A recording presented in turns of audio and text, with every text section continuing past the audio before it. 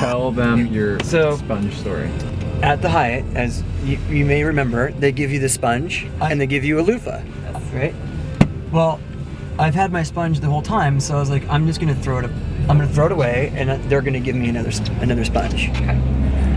They haven't given me another sponge, so I saw the housekeeper in the hallway on the way out, and I was like, "Hey, can I get a sponge?" And she's like, "Spracken," whatever she's saying, right? Sparkle. And she pulls out like soap, because I was like, "Sponge," you know? And she's like, pulls up the soap, and I go, "No, not that." So she goes back in and she pulls out the same thing, and she's like, "This." Now she's got two in her hands, and I'm like, "No, sponge. The sponge, you know, squish it, clean yourself, the sponge."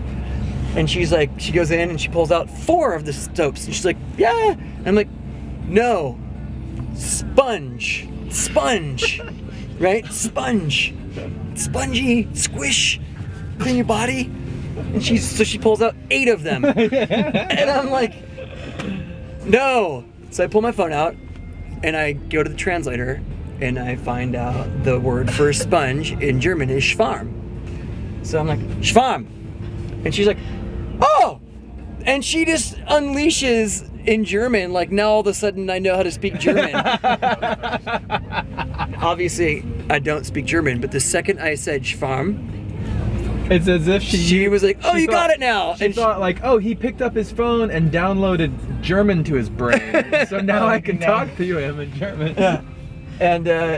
And then as I was like, "Okay, thank you," she gets on the phone, and I could hear her saying Schwamm, and she's talking on the phone, and I think they're like ordering me sponges. I don't know what's going on. You have like a box of sponges and a room charge. And they're gonna charge me €400 for a box of sponges and 75 bottles of soap.